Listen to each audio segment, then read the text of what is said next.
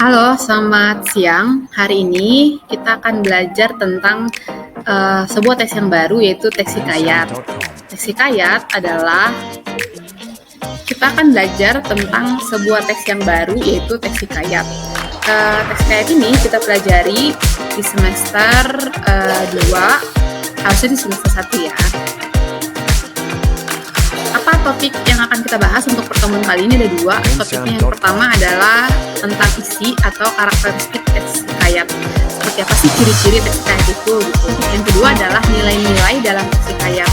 Karena nilai itu adalah sebuah pesan atau amanat yang coba disampaikan oleh penulis hikayat tersebut.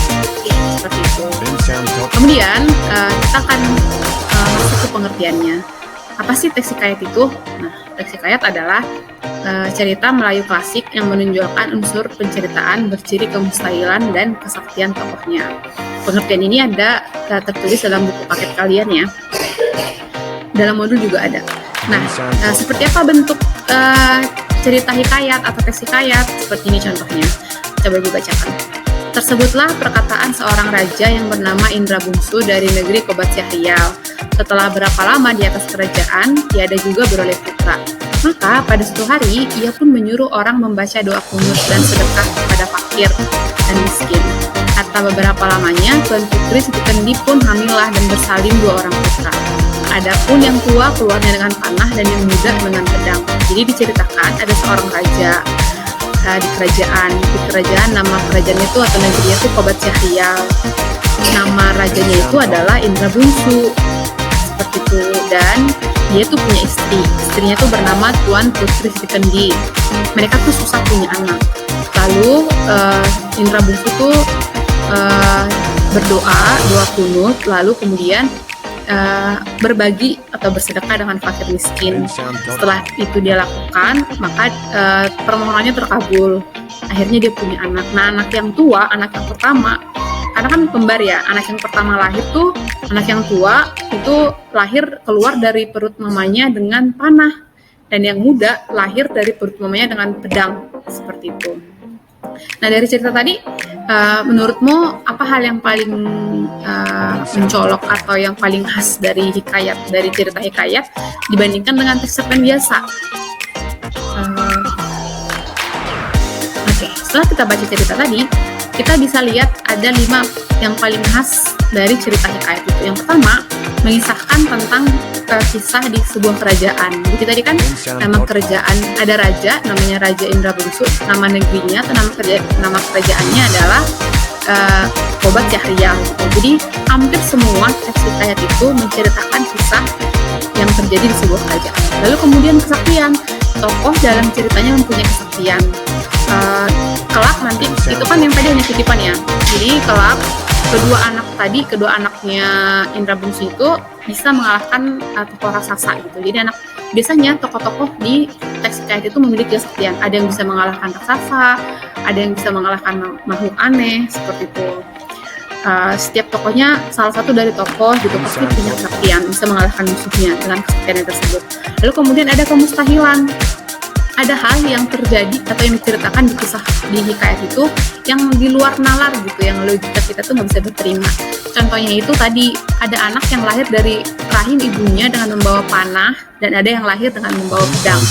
Itu adalah contoh hal-hal yang mustahil yang terdapat dalam teks hikayat, dan itu biasanya selalu ada hal-hal yang bersifat mustahil. Yang berikutnya adalah anonim. Anonim itu maksudnya tidak diketahui siapakah penulis dari teks tersebut. Jadi teks hikayat itu diturunkan dari nenek moyang kita zaman dahulu, tapi tidak tertulis siapa yang bikin kisah itu.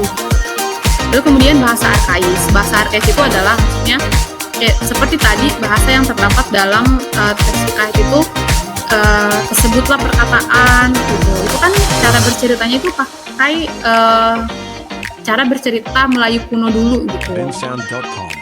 Itu adalah cara bercerita orang zaman dahulu. Itu bahasanya itu menggunakan bahasa arkais, bahasa kuno Melayu klasik gitu.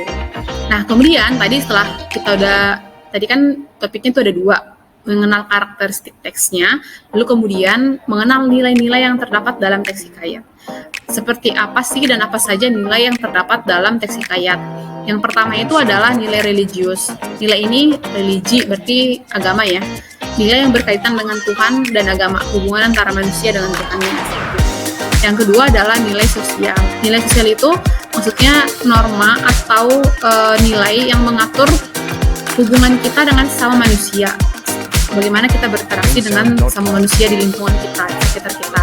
Atau bagaimana tokoh yang diceritakan di cerita tersebut bisa bagaimana dia menjalin hubungan dengan orang-orang di sekitar atau tokoh-tokoh di sekitarnya. Moral itu lebih kepada budi pekerti atau tingkah laku baik atau buruk. Seperti apakah tingkah laku atau moral tokoh yang diceritakan dalam cerita tersebut, seperti itu. Bagaimana kepribadian dia, budi pekertinya, budi pekerti tokoh. Yang berikutnya adalah etika. Nilai etika itu bisa kita lihat dari cara berbicara atau bahasa atau sopan santun dari tokoh yang diceritakan dalam teks hikayat. Dan yang terakhir adalah nilai budaya, adat istiadat yang berlaku atau tradisi yang berlaku dalam masyarakat atau dalam istana atau dalam kerajaan yang diceritakan dalam teks hikayat tersebut. Jadi ada 5 nilai religius yang berkaitan dengan agama, sosial yang berkaitan dengan tokoh menjalin relasi atau bagaimana dia berinteraksi dengan orang sekitarnya, moral itu pada tingkah laku tokoh tersebut, etika, budi bahasa tokoh di cerita hikayat tersebut, dan budaya atau itu adalah adat istiadat atau tradisi yang berlaku dalam cerita atau kerajaan yang sedang diceritakan dalam teks hikayat. Nah, berikut adalah contoh analisis nilai. Jadi ada misalkan nilai religius, contohnya ini ada kutipannya seperti ini. Maka pada suatu hari ia pun menyuruh orang membaca doa kunut dan sedekah kepada fakir miskin. Nah, dari sini kita bisa lihat bagaimana nilai religius dalam contoh teks hikayat ini. Ada kata berdoa dan sedekah kepada fakir miskin. Jadi sebenarnya di sini kalau dari kata berdoa itu berarti kan berdoa kasih ke Tuhan ya. Berarti dalam cerita itu ada nilai religius yang diajarkan oleh penulisnya kepada kita. Kemudian bersedekah kepada fakir miskin. Bisa agama, bisa juga sosial gitu. Yang kemudian tapi yang paling dominan itu adalah religius ya, nilai religiusnya. Ya, kemudian ada nilai edukasi. Seperti tadi, edukasi itu adalah pendidikan. Nah, kalau edukasi itu bagaimana pentingnya ilmu gitu ya. Nah, dalam cerita ini ada kutipan yang mengatakan seperti ini, maka anak Anda baginda yang 2 orang itu pun sampailah usia 7 tahun dan dititahkan pergi mengaji kepada mualim Sufyan. Sesudah tahu mengaji, mereka dititah pula mengaji kitab usul, fikih hingga saraf, tafsir sekaliannya diketahui. Jadi sejak kecil anaknya tuh udah diberikan ilmu agama maupun ilmu duniawi, maksudnya diperlengkapi. Anaknya itu dari kecil diberikan, mereka kalau di sekarang mah mereka disuruh les, dikasih ilmu yang lengkap, disuruh ngaji, disuruh belajar matematika atau ilmu tafsir, ilmu saraf gitu kan, jadi lengkap semuanya diberikan ilmunya. Jadi dalam cerita hikayat itu diajarkan tentang edukasi atau pendidikan gitu, pentingnya pendidikan untuk anak.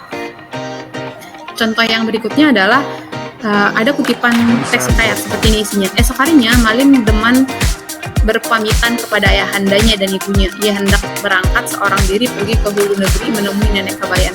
Ada nilai moral yang terdapat dalam cerita itu. Nilai moralnya itu terdapat pada ketika anak mau pergi, dia pamit kepada orang tuanya gitu. Jadi ketika itu nilai moral ya, bagaimana seorang anak itu menghormati, ada rasa hormat gitu dalam dirinya, anak baik. Jadi hormat kepada orang tuanya. Ketika dia pergi, dia berpamitan.